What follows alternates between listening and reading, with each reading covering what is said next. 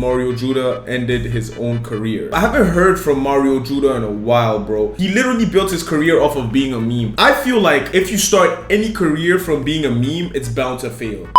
Hey, what's up everybody? We're back again, and you know what guys, I actually ended up taking a day off of YouTube, went on a little vacation, met up with some friends, went on the water. It was actually pretty nice, but that was a complete and utter mistake because as soon as I ended up checking Instagram, absolutely everybody was hitting me up about this big time artist scamming a venue for a pretty hefty amount of money. And this hefty artist in question, of course, is the big bear baby, he's a lion himself, Mario Judah. Now I really don't think I need to give you all that much backstory on this guy, as pretty well everybody knew his name back in 2020. With him being one of the final artists to take off from the SoundCloud era, putting out 2 music videos called Crush and Die Very Rough, which ended up going completely viral, mostly as a joke with a lot of people making fun of the way that he would sing, but also a lot of people genuinely fucked with his musical style and Nigga said, I'm a big bear, nigga, I'm a lion. Yo, Mario Judah era was fucking hilarious, bro.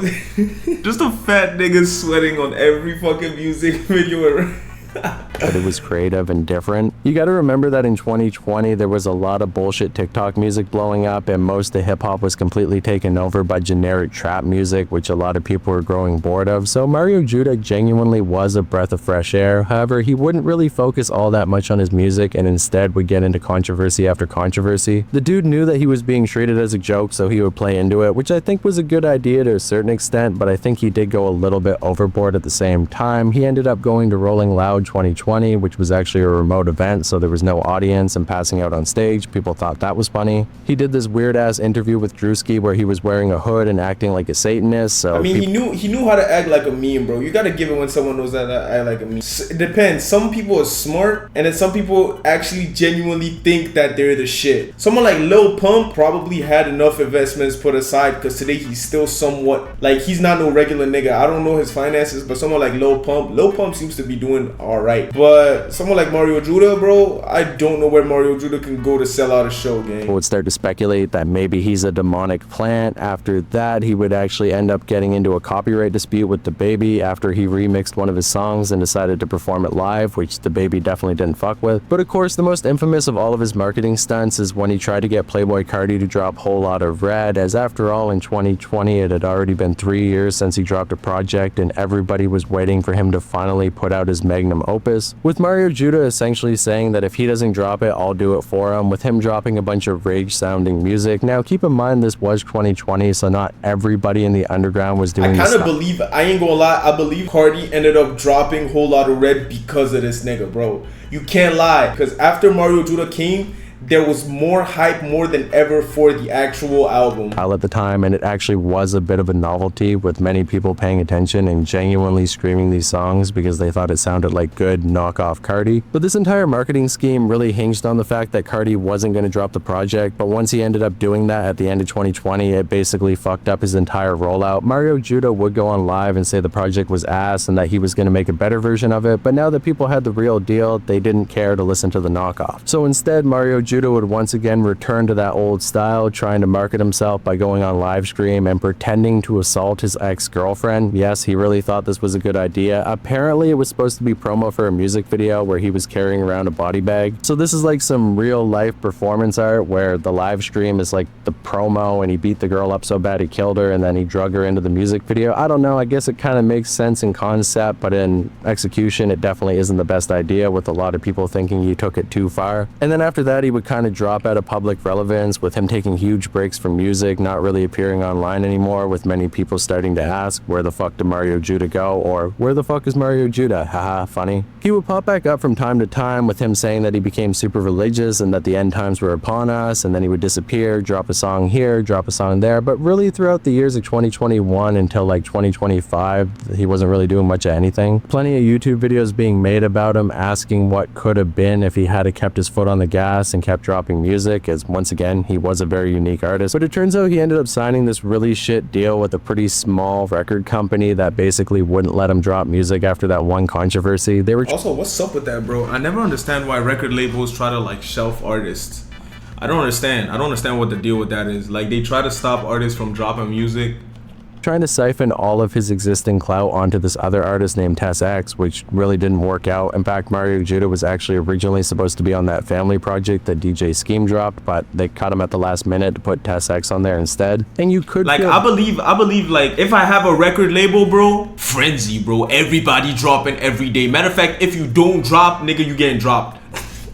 You can't play the game, bro. You're not putting out enough shit out there to get us popping, bro. You sign an artist and then he's sitting in your fucking label for 3 years. You're not fucking no music. Are you dumb? Bad for him if it wasn't for the fact that he completely fucked over all of his day one homies and the people who put him on in the first place to sign this deal, all because he was money hungry and wanted to make sure that he was set for life without really putting in the effort to build up his catalog. It's never a good idea. He a fat nigga, bro. He's not gonna try hard, gang. Idea to sign a deal when you're simply a meme online, because that's going to be short-lived and they're going to basically try to market you as a meme, and once you can't hit those same heights anymore, you're basically fucked. If you actually had a solid catalog behind you, then you'd have something to bargain with, but he didn't, so he got fucked over. However, by 2025, it seems like he was finally free from that label deal, because he would once again return, this time skinny, which is honestly the cheat code for any overweight rapper. If you start to lose relevancy, simply get on Ozempic and then come back skinny, because everybody will pay attention. And people would, with him dropping a couple music videos that hit 1 million views in only a couple days, so it clearly showed that people still cared about Mario Judah to a certain extent. However, it was a little bit disappointing to hear the type of music that he was making, because once again it was basically generic rage slop, which at this point in 2025 wasn't unique anymore and honestly didn't stand out all that much. However, as time went on, he would start to transition into these metal type vocals mixed with a little bit of rock and start to find his own unique style, and a lot of people who have been missing that hardcore sound in the underground really appreciated that style shift. And I was actually getting a lot of comments with people saying that I should talk about what he was doing now and how his music was getting better, he was building up a fan base, and it seems like the comeback might have been imminent. And honestly, I was going to make that video, but unfortunately it seems like he's thrown all of that goodwill away, because when he was supposed to do a local show in Kentucky only a couple days ago where him and a bunch of hardcore bands would all be performing, not only did he not show up, but he actually ran off with the bag, with the venue of course making a post about it, which I'll read out right here.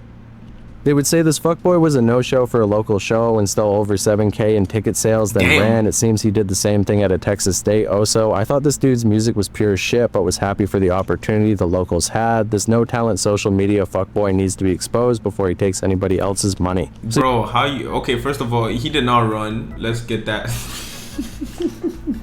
How the fuck we still talk about Mario Judah, bro? You gotta be fucking kidding me, bro. If you bought a ticket to go see Mario Judah and you got ghosted by Mario Judah, bro, your life's a cuck, bro. You cooked. Just allow it, bro. Don't even try to do anything else with your life. Just go get a job. Yeah, some pretty heavy accusations being levied there that he ran off with an entire $7,000 bag, which of course, maybe to Mario Judah isn't a lot of money, but to most people it definitely is. After that, there would be another video posted of one of the friends of the venue basically talking about the entire situation, so I'll play the video right here. He explains it very well. Mario Judah. Yesterday, Mario Judah scammed my friend's band out of over $7,000. My friend had been coordinating with them for weeks, planning show times, venues, ticket prices, money splits, everything you could need. He was doing all the work. The deal was a 50-50 money split. 50% goes to Mario Judah, and 50% goes to the other 5 bands opening for him. That ass decided to do the same shit he did in Texas and ghost everyone and not show up after getting all the money from tickets. Yo, niggas texting him, you fat and broke. Yo, that's how quick niggas will switch on you, gang. Of all ticket retailers he could have used, he used Ticket Tailor. If you're not familiar with Ticket Tailor, their policy states all refunds and disputes are up to the individual retailer, which in this case is Mario Judah. Meaning he didn't only fuck over the bands, but he also fucked over everyone who bought tickets because they can no longer refund their tickets after being falsely advertised they were going to a Mario Judah concert where Mario Judah didn't fucking show up. Mario Judah, fuck you. Fuck your music, and fuck your lame-ass career. You're a fat, broke, pathetic loser who's scamming teenagers to make money. I tagged all the bands who got scammed in the comments if you want to go support them. Help this video go viral so this never happens to nobody else and we can end this fat loser's career. So yeah, as you can see, he basically signs up to do a show, he works out the revenue splits, he gets a bunch of the money from the tickets as they come in, which means he's not only stealing money straight from the venue, but actually the fans who pay to go see him. And let's be honest, when it comes to a lot of these venues, they're probably specifically paying to see him. No offense to these local bands, I'm sure they have their own fan bases as well. Yeah, he would be the biggest artist out of that whole lineup, bro.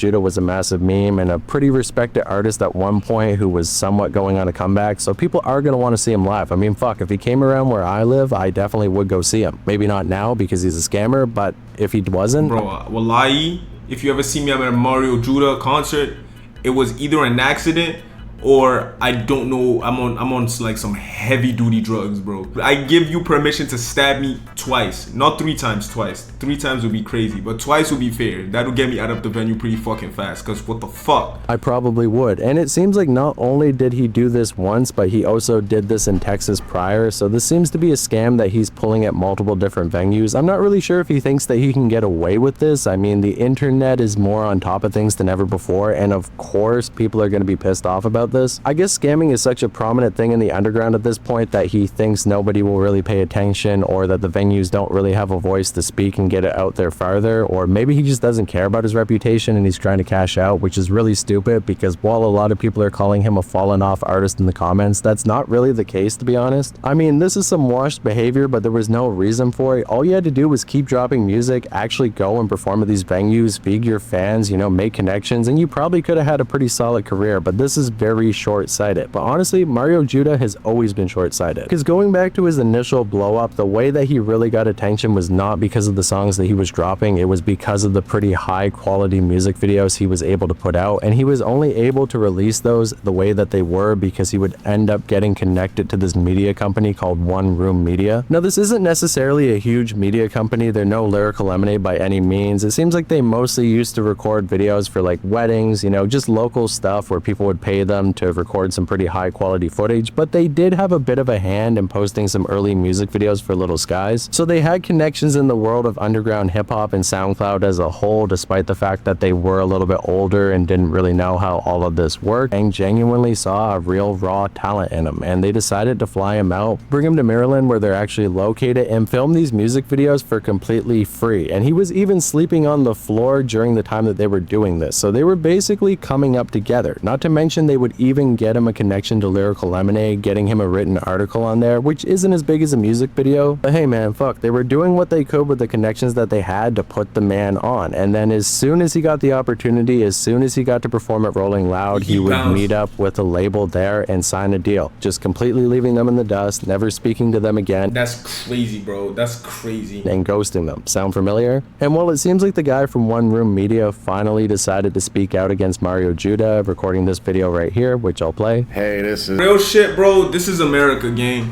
Like, if you were putting that much effort and giving out that much free work to an artist, bro, you should have had that motherfucker on a contract, bro. Ain't no way this nigga's sleeping in your studio. You shooting music videos for free. You giving him interviews. You're not fucking locked in. Yeah, David, but it's not about the money, nigga. Then what the fuck is it about then, nigga? Tell me, cause I'm missing the point, bro. Cause right now, he broke. He don't got Mario Judah to fucking... Matter of fact, let me actually not talk shit. Anyways, don't work for free, bro. Don't work for free.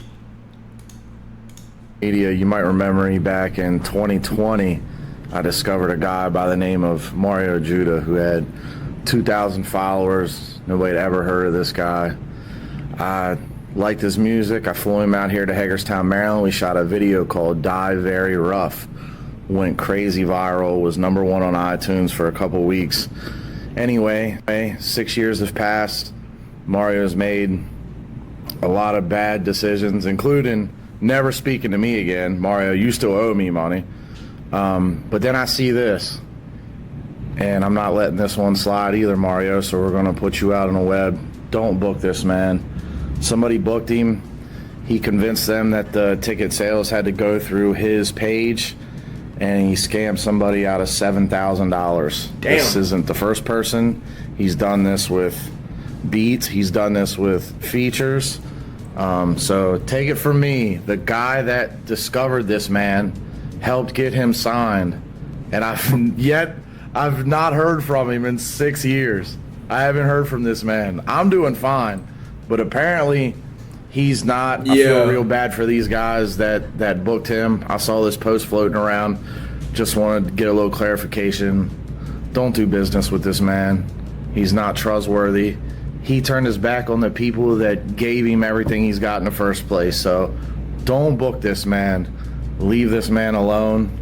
Take it from me. So as you can see, he's basically using his platform to try to signal boost Oh, all it of these was one scamming room allegations, media. hoping that nobody else will end up giving him ticket money and that he can't run off with any other bags, as he already took $7K from Kentucky, which they definitely can't get back, as well as another entire scam in Texas, which we don't know the amount that he took from them. Now, the unfortunate part about all of this is that this might save other venues from booking him in the future, but there's a pretty good chance that he already has different venues that paid him out ticket sales before this all came to light, and he might run off with those bags as well, especially since he got called out. He's definitely not going to perform live. I mean, if this dude ends up showing up on stage, people are going to throw fucking tomatoes at him and boo him off stage, and honestly, that's what he deserves, because this is some pretty fucked up behavior. But at the same time, I do want to say it is a little bit weird that One Room Media only decided to call him out in the modern day, and how they're continuing to call him out, saying that he owes them money and that he needs to pay them back. I mean, I get the hurt feelings, he definitely fucked them over pretty hard, but like 2 years ago, I actually ended up hitting these guys up because I knew about how he ended up screwing them over and asking if they wanted to make a statement or talk about it, and they basically told me, leave Mario Judah alone, he's gonna make another run in the rap game in the next 6 to 12 months, and it seemed like they were supporting him despite the fact that he ended up fucking them over. Oh shit, maybe they had a backdoor deal. Maybe there's like a backdoor deal that ended up happening. He also made this video like 3 years ago.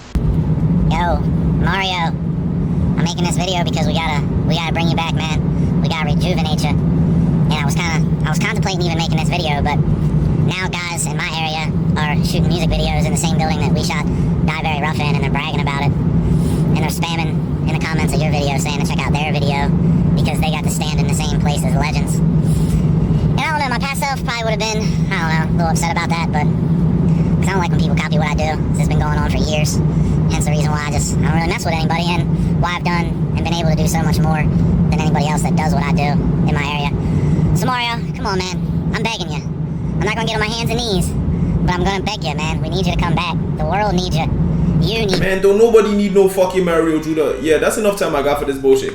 Yeah, sounds about right, bro. Mario Judah out here scamming for a little bit of bread, little bit of breach. You understand what I'm saying, bro? I guess his money died very rough, Nick.